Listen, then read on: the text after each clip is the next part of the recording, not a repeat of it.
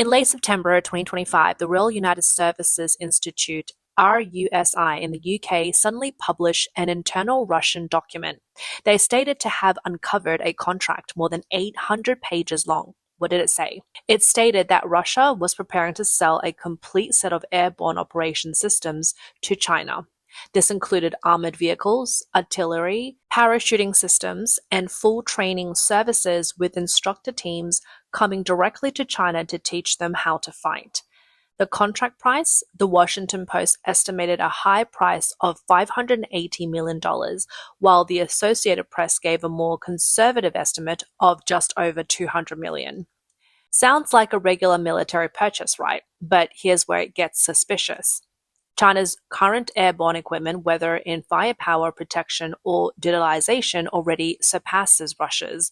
And Russia's BMD-4M system suffered a major setback just 2 years ago in Ukraine, when it was deployed to Antonov Airport only to be destroyed by Ukrainian forces with the entire world watching. So why would China still want to buy it? Actually, when you think about it the other way around, it makes sense. What China is buying is not weapons nor technology, but Russia's failure. The true value of this contract lies in using hundreds of millions of dollars to acquire a complete collection of tactical mistakes, letting the Russian military explain how they failed, detailing their mistakes one by one. The PLA now has a better chance of success in a potential Taiwan Strait conflict. PLA doesn't want to land like Russians, learning from Russia's mistake. In recent years, some said airborne troops are outdated. The reason is simple. Look at Russia. In 2022, Russia's most elite airborne troops, VDV, landed directly in Antonov Airport in Ukraine, only to face what became a live-streamed tactical suicide in a carefully planned raid. But the PLA sees things differently. They didn't retreat. Instead, they treated it as a lesson to learn from. Every mistake Russia made is, the PLA's eyes, the most expensive military school lesson. What did the VDVs fail to expose? 4 fatal problems. Number 1. First, they misjudged intelligence. They thought the Ukrainian army was weak, but it took them just 1 day to assemble, trapping the assault force on the runway. Second, broken fire support. No artillery support on the ground, and Su-25s in the sky dare not fly low. The assault team fought alone, getting overwhelmed. Third, communication failure. Once electromagnetic interference kicked in, battalion-level command was lost, and drone imagery couldn't be transmitted. Chaos ensued. Fourth, no follow-up. The enemy's artillery fire wasn't suppressed. Transport planes couldn't land, and the vanguard troops were essentially abandoned. Doesn't this resemble a potential failure scenario in the Taiwan Strait? This is the core of what the PLA is looking to buy. Don't step into the same pit others have fallen into. RUSI's report reveals the real cost of this arms deal isn't the vehicles and artillery, but these hidden goods. Latest C2 anti-jamming process. How did the Russian military maintain their command chain under electromagnetic interference? Drone and artillery coordination tactics. How does the Orlan-10 reconnaissance and fire guidance system function? What happens if the drones go down? Train-style heavy airdrop technology. How do you drop battalion-level vehicles at a precise location with the shortest time and least exposure? Airborne artillery command vehicle deployment. Once on the ground, who fires the first round and who takes control of the pace?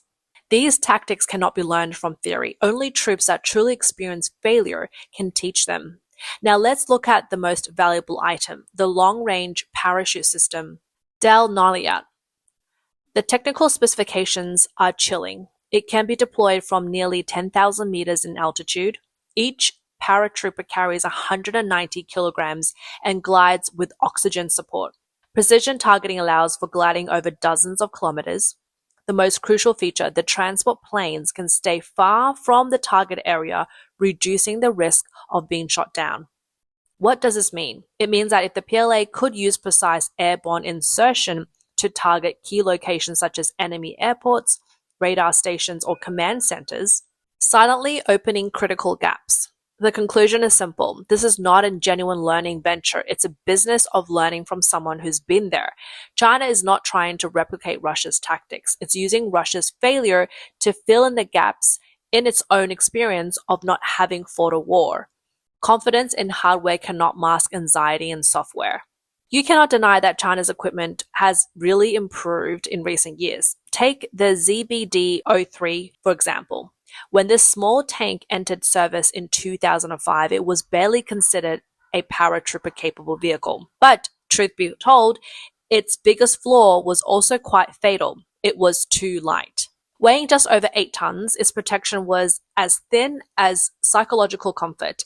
Even a single heavy machine gun round could pierce it, not to mention its crude fire control system and the 30mm cannon that couldn't hit anything. The Red Arrow 73 missile it carried requires soldiers to stick their heads out to manually load it. Under real combat, it was essentially a mobile coffin. But this wasn't the designer's fault. It was the reality of the time. The Y-8 and Y-9 transport aircraft had a cargo capacity of just over 10 tons. With parachute gear and shock-absorbing platforms, they couldn't carry any heavier tanks. The only option was to make it light, or there would be no chance of dropping it. But now things have changed. After the mass production of the Y-20, airborne forces have opened up a new map. The single drop capability exceeds 20 tons, no longer constrained by cutting specifications to make it drop. So you see, new tanks have unmanned turrets that can fire accurately while moving. The turret has 2 types of missiles on each side, not for show, but preloaded and ready for automatic launch. Some vehicles have become a long-range assault platforms, capable of carrying 10 fully armed soldiers with remote-controlled firepower. There is also a 120mm howitzer which provides immediate support upon airborne deployment, delivering firepower deep into the battlefield. The most surprising part is that it even has an active protection system, APS. Millimeter wave radar is set up around it, automatically intercepting incoming missiles and rockets. Even top attack munitions can't penetrate it. This technology hasn't even been widely adopted by Russia's VDV BMD-4M. In other words, China has surpassed Russia in equipment and even in information technology and protection systems. But here's a problem. If you can make better equipment, why still buy Russia's outdated, thin-skinned, big-filling gear? The harsh truth is you have confidence in hardware but lacks confidence in software. China's airborne forces can indeed produce cannons, tanks, and drones, but they don't know how to use the system in real battlefield conditions.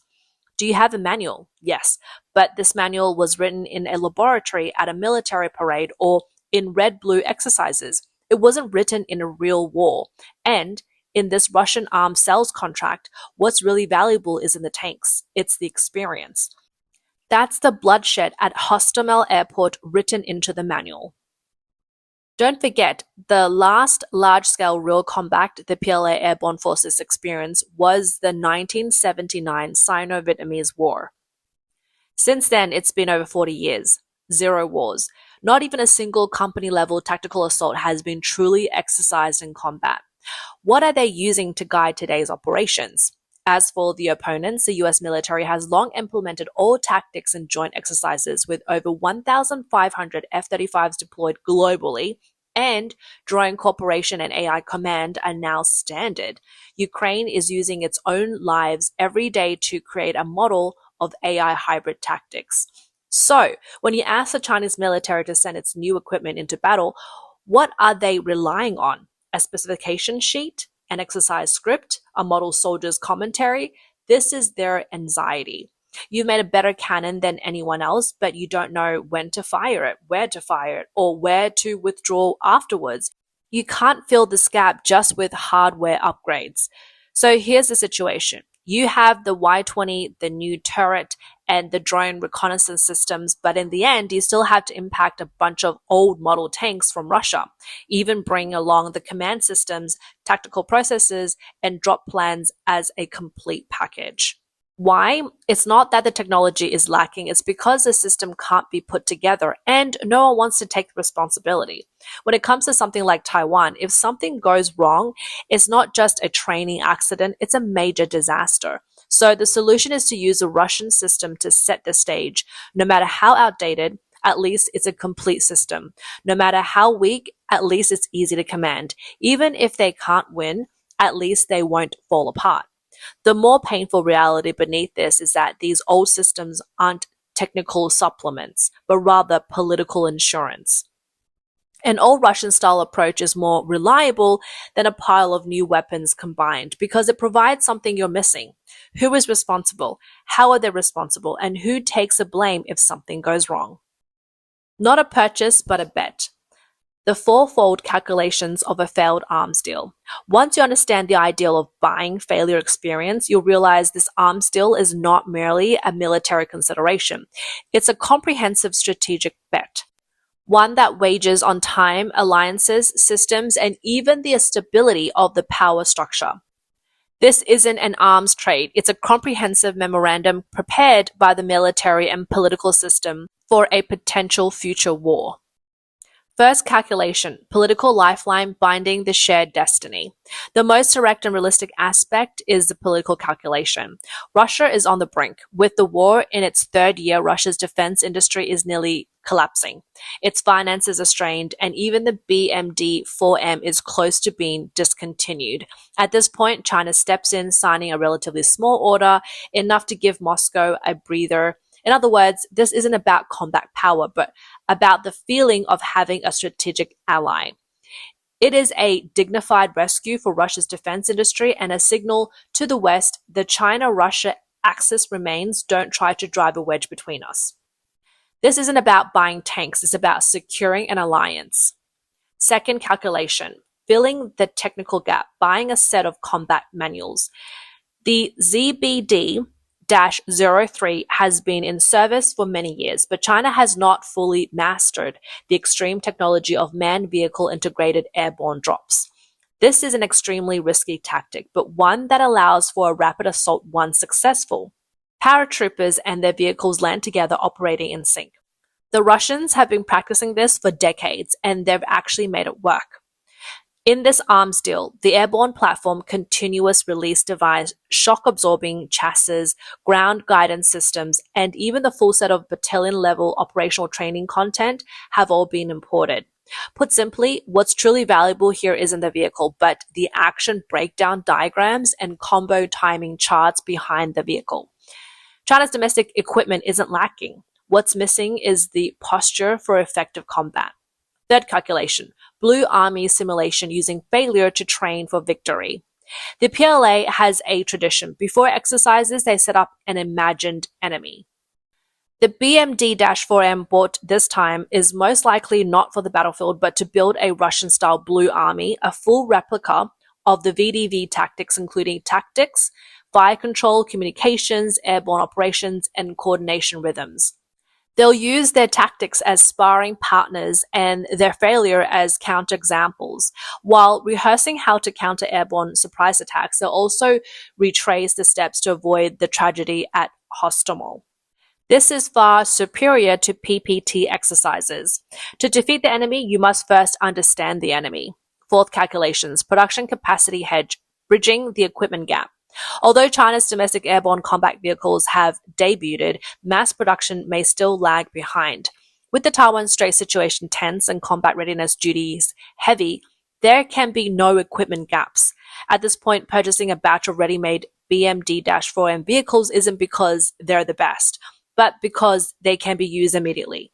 They can drive, operate, and be used in drills without delaying combat readiness. Once domestic equipment is mass-produced, these Russian vehicles will be relegated to secondary use for training or as disassembly samples. It's not about desire, it's about making do for now. Fourth calculations, each step precisely planned. Political lifeline, helping allies stay afloat while tightening the strategic ties between them. Filling technical gaps, filling in the most dangerous link in the airborne chain. Blue Army training, avoid repeating failure in simulating. Production capacity hedge, supporting military capability while waiting for domestic production to scale. Some say this deal isn't worth it, but for an army that hasn't fought in 40 years yet is preparing for a decisive battle for the nation's future, the most unwise move is not having time to make mistakes. So they placed a bet. They're betting that this set of lessons learned from failure will save them from dying or losing one more battle. Why need negative instructors? Why does a PLA pay to buy failure? The answer is simple. They are both afraid of losing and desperately want to win. Afraid of losing because once war breaks out, it could shake the foundations of the regime. In a society built on the single-child policy, every casualty is an irreversible political risk. In an era of intense public opinion control and economic fragility, each defeat is an uncontrollable political storm. They want to win because they possess a new generation of airborne combat vehicles, long-range rockets, and heavy transport planes, equipment that looks like a strong military, but they lack real combat experience. If they fail, it's not just about losing face. Even their positions of power could be lost. They haven't even moved past the shadow of the 2008 Wenchuan earthquake. On May 12th of that year, with roads destroyed and communications cut off, airborne troops were the only ones who could reach the disaster zone quickly. On May 14th, 15 reconnaissance soldiers from the 15th Army conducted high-altitude blind drop in severe weather, becoming the 15 warrior in official propaganda. However, behind this celebrated heroic feat lies a harsh technological reality. No heavy equipment support. The 15 soldiers were almost bare-boned, without heavy rescue tools or communication devices. Severe dispersion. During the subsequent airborne drops, due to the lack of precise navigation and weather forecasting, the paratroopers' landing point were scattered, and many lost contact for a while. Strategic objectives unachieved. The original plan to seize control of disaster area center and establish communication channels was in reality not completed. The real large-scale rescue efforts only began after ground troops painstakingly cleared the roads. Official propaganda could only focus on the soldiers' courage and sacrifice, but a closer look reveals that under such perilous conditions, the practical role of these 15 soldiers, almost unarmed, was minimal. Rather than a successful rescue, it was a political performance wagering human lives. 15 years have passed and they dare not make the same bet again. They are afraid. Another reason they fear is that they don't dare to rely on it. Why? Look at the US military. Airborne artillery, tank airlifts, night parachuting, GPS navigation, they've nearly perfected the entire process in real combat. Now look at China. They've built the tanks and the airborne technology is said to have breakthroughs, but who can guarantee that when war breaks out, those tanks will actually be operational when they land? Will the parachutes deploy properly? Will the soldiers stay safe? Will the weapons fire? Whether the equipment will work once it's dropped is unknown. It may seem like they are learning from the US military, but in reality, they're just scratching their heads. No matter how advanced the equipment is, without real combat experience, their confidence is always shaky. Now, there's AI. There are simulators. It all looks pretty smart, but ask this. Who would dare to say, if war breaks out, we'll definitely win? No one dares. That's why this Russian arms deal must go through. Not because Russia is strong, but because China is too weak. Not out of admiration, but out of fear. They're memorizing others' failures so they can confidently say, we're ready. But what they're really ready for isn't the confidence of victory. It's that they're prepared as best as they can and there's no other option left. So this isn't an arms deal. It's a psychological defense built out of deep anxiety. But here's the truth. No truly strong military has ever become stronger by buying lessons. Combat experience cannot be outsourced. Victory cannot be replicated. You can buy systems, tactics, and even the failures of others, but without real combat experience, you simply don't have it. You just don't dare to rely on it.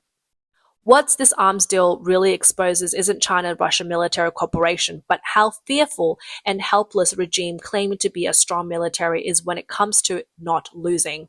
They want to win, but they fear losing even more. And so, what do? They spend enormous amounts of money to buy a complete set of combat systems from an army that has just failed.